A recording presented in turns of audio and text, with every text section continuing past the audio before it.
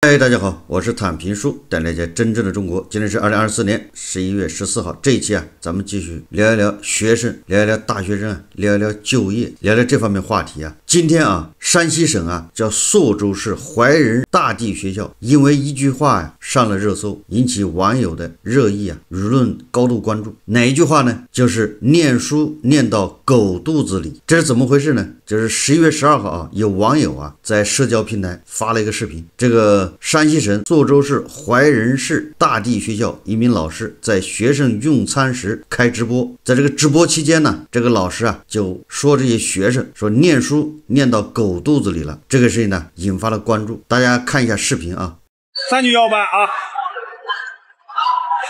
念书了，念到狗肚了，我看你是没有说这个事儿我都没注意。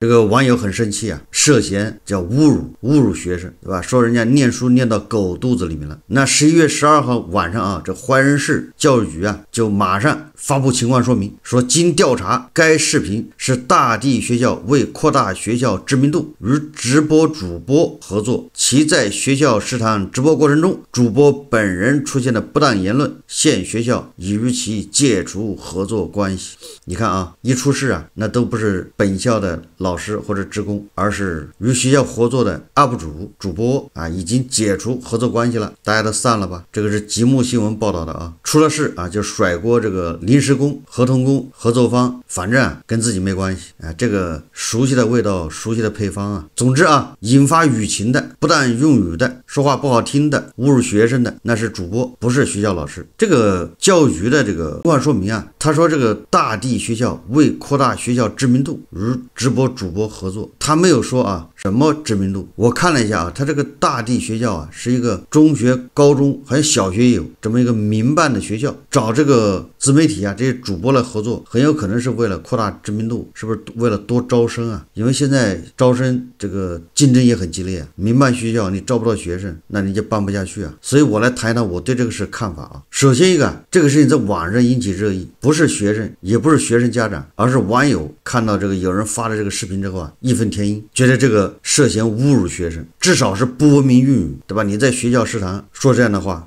非常过分。由于这个视频没有前因后果，也不知道当时的语境是什么，如果是开玩笑其实这也无所谓，如果是很严肃的批评，那这个另当别论。所以说当时上下文前后语境咱们没有办法知道，所以说网友过于激动我觉得有点不太理解这个事情要分两个看当然了，现在根据这个怀仁市这个教育局说法，那这个说念书念到狗肚子的这个人是个主播，他不是老师据说那个负责直播的那个老师跟着后面协调的，或者是让人主播合作来扩大知名度的这个老师，好像也是受到了批评吧，也要检讨。所以我说这个分两个情况，一个说这个话的如果是学校老师、本校老师，在食堂里面无论他是开直播还是不开直播，他说这种话，我觉得大家应该是宽容的态度，就是网友没有必要上纲上线，对吧？如果这么上纲上线，那老师把嘴封上算了，啥话都不能说，说什么都刺激到这个小的心灵伤害了学生的自尊。因为老师是教书育人对吧？有的时候情绪失控或者是用词不当也很正常，没有必要苛责更何况这个农村出来的，尤其是我们老家那个地方，就是念书念到狗肚子里，那是一头就是一句口头禅所有的无论是家长还是老师还是社会上，对那些学习学不进去的、学不好的都是这种评价，就是念书念到狗肚子。这句话怎么来的，起因是什么无从考据。但是呢，就这句话它本意现在也不是特别的叫侮辱性质为什么呢？因为不知道它的出处就搞不清是怎么来的。现在大家都是这么说，实际上现在的意思是什么意思呢？我感觉就是说明这个人念书本来应该念到自己肚子里面，结果你给念到狗的肚子里去了，白念了，并不是说这个人就是狗。还有这个词这句话还异化成念书念到腿肚子里，一般的念书经过大脑念到脑子里面，结果你念错了地方，念到腿肚子里面去了，也是白念。所以这句话你到底有多大的侮辱性，对吧？这个实际上没有必要那么敏感，至少家长网友没有必要敏感。我说了，第一种情况，如果是老师说这种话，对吧？大家应该宽容。如果学生觉得受不了，我看了一下啊，这视频，这些学生大概其实是高中生。如果学生觉得受不了，你可以当场反驳。我认为高中生甚至初中生都应该有这个叫胆量和魄力，对吧？你觉得老师这句话侮辱到你了，或者侮辱到同学，你应该马上就指出来，因为你也是其中一份子。如果你觉得受到侮辱了，就应该反抗、还击、辩论呢，那都算礼貌的，对吧？那这个对骂也是可以的，实在不行动手没毛病啊。因为你觉得受到了侮辱啊，我说的啊，这是学生网友啊，没有必要上纲上线啊。这是老师啊，在教育学生过程中略微有点不当，而且这个不当啊，没有那么严重，对吧？如果这么精心呵护，那你说你教育出来都是些什么学生？真的是温室的花朵啊，对吧？真的是一点都不能刺激啊。你说这样的学生以后走上工作岗位，以后走向社会，那他能活得下去吗？那得遭受多大的摧残啊。所以说啊，如果是老师说了这句话，我觉得网友不要过于渲染，过于苛求，但是学生你可以反抗，你觉得羞辱到你了。第二个情况就是，如果这个主播啊，他不是学校老师，是一个外人，你管他是网红还是什么人，那作为这个网友啊，也是不要上纲上线。但是作为学生，我认为啊，完全可以不客气，坚决反击，公开辩论、对骂，甚至群殴啊，这个就是一个资格的问题，对吧？你作为一个外人，你这个主播，你是个网红，你凭啥跑来教育别人呢？你有什么资格啊，对吧？你跑来这个就涉嫌侮辱啊，就多少是有点侮辱的意思啊，对吧？这就是一个身份的问题，至少是你不尊重学生，那学生也没必要尊重你。说来说去啊，这都不是什么个大事，但是他上了热搜。大家都在讨论，更多的人都是在批评这个 UP 主，这个主播啊。我觉得主播也有那么一点问题，但是问题不大。在我看来啊，这些学生啊太老实，太温顺。当然也可能他们是初中的啊，我没看出来。如果初中的也能理解，毕竟年纪还小。如果是高中的话，那就太温顺了。因为高中生呢，这大部分恐怕都处在叛逆期，叛逆期还这么温顺，这确实就说明这个孩子已经被教育成什么样，脑子已经被洗秃了。我记得我们以前上高中的时候啊，那不是要做课间操吗？这个全校啊，初中、高中都在操场上依次列队啊排好，这个大家都经历过。然后做广播体操，做完之后，然后那个校长啊就经常会这个利用做完广播体操之后啊，他要讲话的就会表扬哪个班，批评哪个班。说哪个班啊怎么样？反正一批评到我们班的时候，然后我们班那个时候50多人吧，就一哄而散走了。那校长大喇叭喊说什么什么班不准走，原地待命，没人理他。老师、班主任、教导主任去拦也没人搭理。也就是说，你可以批评，我可以不听，你爱批评谁批评谁去。校长也一点脾气都没有啊，他能怎么办？所以当学生啊遇到老师这样批评的时候，对吧？如果你觉得没有受到侮辱，就不搭理他，嗤之以鼻啊，横眉冷对。如果你觉得受到了侮辱，对吧？那你就反击。对校外的人啊，我记得我们上大学的时候，那是95年还是什么时候啊？应该是元旦，我们学校请了一个摇滚乐队啊。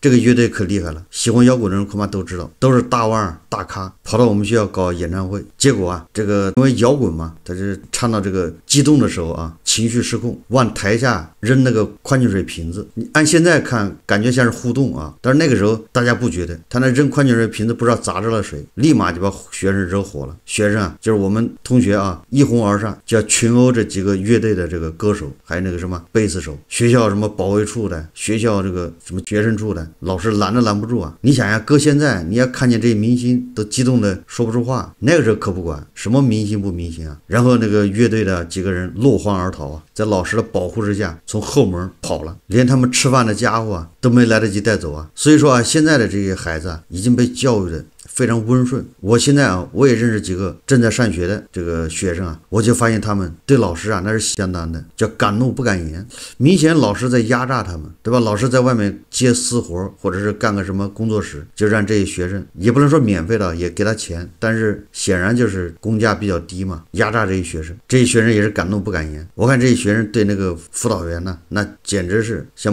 老鼠见了猫。我就在想啊，我有时候问他们，我说你们为什么老师这么厉害？为什么这么怕老师？他们说出好多理由。我说啊，老师能帮你找工作吗？能帮你解决就业吗？学校能帮你解决就业吗？答案是否定的。我说既然他也帮你解决不了就业，你为什么这么怕他呢？你毕业了是靠自己吃饭，跟他也没关系。即便啊你档案里面评语写的天花乱坠，有什么用呢？所以说啊，咱们才会出现什么鼠头鸭脖这样的事情呢？明明是自己对，对吧？你吃到了一块肉啊，对吧？看上去像是这个老鼠的头，但是食堂非说这是鸭脖，你发视频到网上，对吧？这事一搞大了，学校来查，结果你又说这是鸭脖，不是鼠头啊，是你自己搞错了，行吧？那你搞错了，你纠正了，结果等到更大的领导过来，省里成立专案组跑来查，你又说这是老鼠头，不是鸭脖。你说虽然说这个调查组这个级别越来越高，那你也不能这么见风倒啊，真相只有一个啊。所以我理解不了这样的学生有很多人就说，这学生他怕这个怕那个，怕学校不给他发毕业证，就你那个毕业证，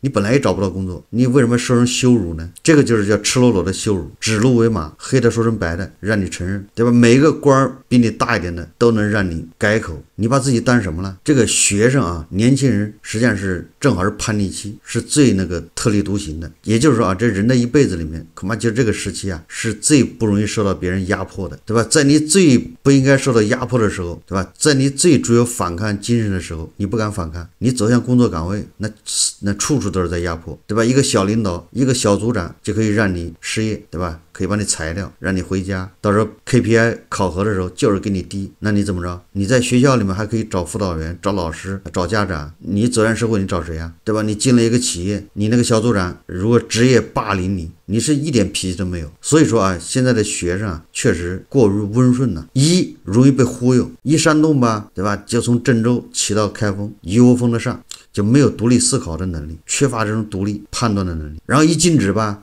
现在连校门都出不去，他也老老实实的。所以确实就给人感觉只是一代不如一代正好教育部今天说2025年高校毕业生预计1222万，又创历史新高好像是比去年又多了50万吧。你想想毕业的人数多了，你现在看应该是工作岗位少了吧？岗位越来越少，毕业的人越来越多，那就可想而知明年找工作会更难，国家也没办法，对吧？也只能出台一些什么呼吁，什么依法严厉打击虚假招聘、恶意解约等违法违规行为，切实维护毕业生权益。这个教育部还要求严格落实校园招聘3严禁要求，严禁发布含有限定985高校、211高校等字样的招聘信息，严禁发布违反国家规定的有关性别、户籍、学历等歧视性条款的要求，严禁发布虚假和欺诈等非法就业信息，积极营造公平就业环境，加大校园招聘审核力度，严格规范招聘信息采集，及时清除各类虚假信息。这些措施能解决就业问题吗？啥也解决不了这个顶多能让人看着心里舒服一点。你不让人在这个招聘启事上写985、211，写这些要求，那人家就不写。人家不写不代表人家没有标准，人家标准在心里面。实际上有的时候这些这么细的规定和措施我觉得它不仅对找工作没有帮助，反而适得其反，也就是浪费更多的人的时间。人家明明要招一个985的，你不让人写，那行，他就不写，不写那就意味着大家都往这投简历，那很多人是个普通本科，他也满怀信心的投。如果你写上个985，人家就不投了，就我也不是985，投了也白投，直接越过。结果对吧？他不写这一条，那很多学生还往上投，还充满希望，满怀信心，觉得我还符合他要求。实际上你这是在耽误应聘的学生的这个时间。虽然让这些应聘的学生心里舒服一点，但是有什么用呢？天哪，浪费了精力，对吧？性别歧视行，对吧？人家本来就要招个女的，那他不写女的，你很多男的也投简历，那人家不要所以我倒是觉得这个招聘单位应该把要求写得越详细越好，公开透明，对吧？我达到条件我就投，达不到条件算了，而不是含糊其辞、模模糊糊的。反过来说越含糊其辞、越模模糊糊的，那不就越有操作空间吗？对吧？这个民营企业外资还好说你要国企这么招聘，那应聘的人都不知道自己输在哪儿。就是这么干到底是好还是坏？除非你能真的要求就是真的做到性别就没有性别歧视这一条，实际上你做不到，完了这样你仅仅要求人家别往那上面写，对吧？照顾一下人面子，不要刺激到人家，你这个有什么用呢？招不着985的，那是人家用工单位的权利，对吧？再反过来说吧，与其你不让人家招聘的人写985、211，那你为什么教育部要评什么985、211呢？你不评不就完了吗？所以你看这源头他不搞定，他进中间要求这些用人单位，对吧？用人单位人家是自负盈亏，对吧？人家投了资，人家想要产生收益，他能提供就业岗位，本身就在为社会做贡献，你还要求人家那样，那你负责他盈亏吗？你给他补贴吗？对吧？如果你政府给他补贴，你可以要求他，你又不给他补贴，那人家就有权利啊。如其你要求用人单位不要写985、211，不要有这个户籍，对吧？学历这种歧视，那你应该源头给他取消掉。你明明给这个人打了个标签，完了这个又要求用人单位说你不能按这个标签来，那你打标签干什么呢？所以你看啊，这个就叫左右手互搏啊，这就是管理失调。但是我也知道啊，有关部门他的出发点也是为了照顾这些学生他们的面子，照顾他们的幼小的心灵，对吧？干出去校门就挨一顿铁拳，就受到了侮辱，就受到了刺激，对吧？实际上这种挫折教育应该在学校完成，或者至少在学校有一个适应性训练。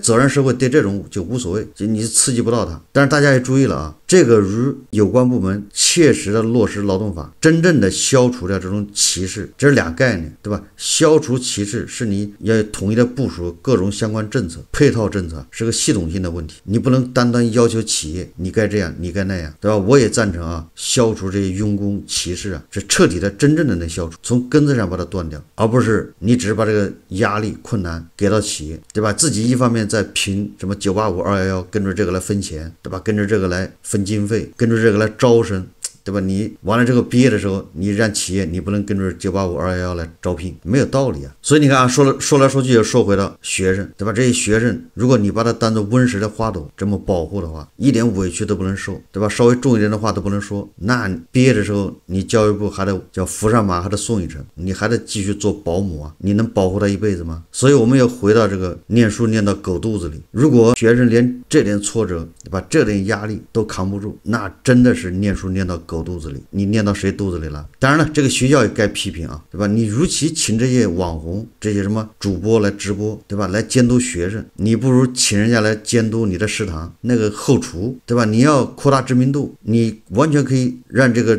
直播你的食堂，对吧？你的给学生提供的这些午餐、晚餐多么的卫生，多么的标准，对吧？你们的质量抓得多狠，然后你多监督老师，对吧？老师怎么样的教书育人，你跑到食堂监督学生有什么用呢？对吧？你该监督的、该宣传的你不宣传，对吧？你应该多监督学校的卫生、学校的安全、学校的教学质量。所以这就是本末倒置啊！最后啊，我倒是觉得现在的学生啊，胆子要大一点，命运是掌握在自己手上，工作也得自己去找，谁也帮不了你。反过来说，就谁也控制不了你，因为你马上就要靠自己，也只能靠自己。既然你只能靠自己，那就一切都是自己做主，自己做主，别人就要挟不了你。好，这期节目我们就聊到这里，感谢大家收看。如果喜欢我的节目，欢迎订阅、转发，也可以在下方留言评论，谢谢大家。